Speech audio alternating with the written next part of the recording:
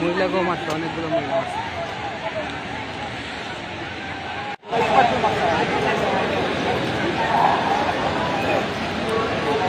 জাকির ভাই পিছে পিছে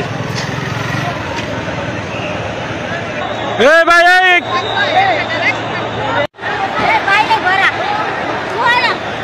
বলছি যে আমি স্যার কি করবো, আমি কি করবো বলেন, আমি কি করবো বলেন, আমরা কেন মারতেছেন? আমাদের যে চাকরি করছে 120 কারণ হচ্ছে 120 জন লোক ছাড়াই করতে, আমাদেরকে না জানায় কি কারণে ছাড়াই করছে এটা আমাদেরকে বলে নাই।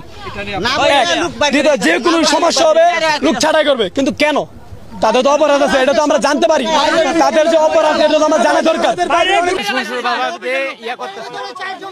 হঠাৎ করে ওরা পিছন থেকে এসে আমাদের ধাক্কা ধাক্কি, আমরা ফিরাইতে গেছি, আমাদের এই যে মাথা পাশায় বাড়ি দিয়ে আরো দুইজন আমাদের চোখের সামনে। আমাদের 12:30 পরে নাইট বিল চাইতে চাই, নাইট বিল দিতে চাই না, এবং কি ঈদ বোনাস দিতে চাই না। আমরা মানে এগুলা দিয়ে আন্দোলন করি না, আমরা কোনো ভাঙচুর করি নাই। মালিকের পক্ষ আসা এই সেনাবাহিনী হলাট করে আসা আমগর অত্যাচার শুরু করছে। আমরা শুধু মালিকের সাথে কথা বলতে চাইছি না। আমরা তো আজকে সকালে শোনার পরপরই কিন্তু আমরা স্পটে এসেছি এবং আমাদের সাথে পুলিশ এবং আর্মি মিলিয়ে আমরা কিন্তু এই রাস্তাটাকে ক্লিয়ার করার চেষ্টা করেছি। শ্রমিকরা যে দাবি দিয়েছে সেই দাবি নিয়ে আমরা ম্যানেজমেন্টের সাথে আজকেই বসবো। আমাদের শ্রমিকদের যারা প্রতিনিধি রয়েছে তাদেরকে সাথে নিয়ে আমরা এটা বসবো এবং এটা আলোচনার মাধ্যমে সমাধান করার চেষ্টা করব। এবং শ্রমিক ভাইদের প্রতি অনুরোধ থাকবে, রাস্তাতে কোনো গাড়ি ভাঙচুর করে রাস্তার প্রতিবন্ধকতা তৈরি করে কোনো ধরনের দাবি আসলে আদায় করা সম্ভব না। বরঞ্চ আমরা যদি টেবিলে বসে আলোচনা করি, যে কোনো দাবি আমরা আলোচনার মাধ্যমে এটি সমাধান করতে পারবো।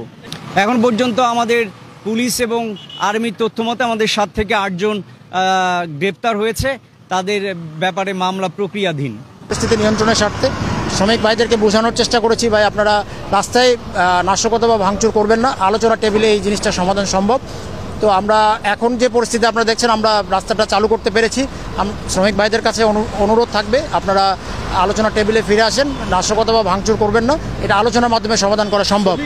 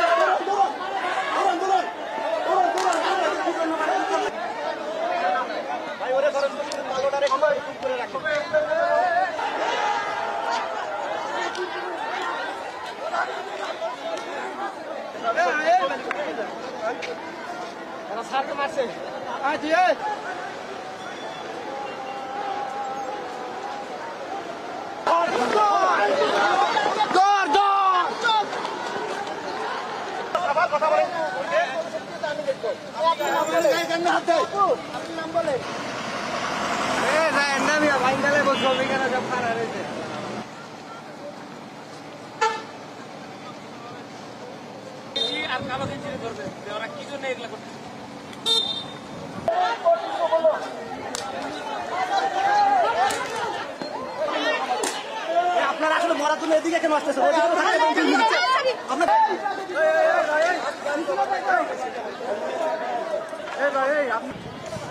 এই দেখো এই পাঁচটা ফুট করে এক দুটা আমারে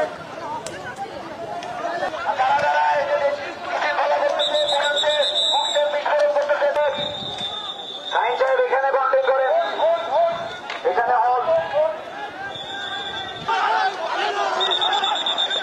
লাইন মেইনটেইন করো, আমাদের সবাই লাইন মেইনটেইন করে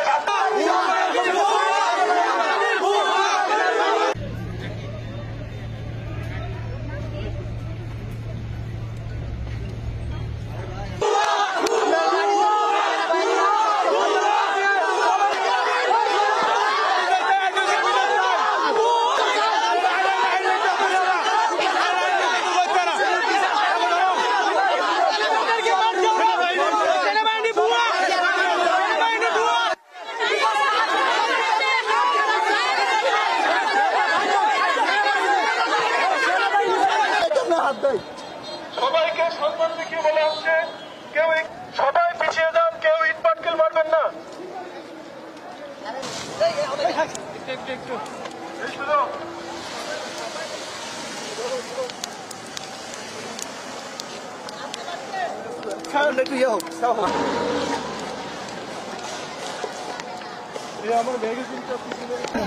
কথা বলছে মামা, হাত বেতন বেতন আটকে দিত, আমাদের হাত বেতন এনে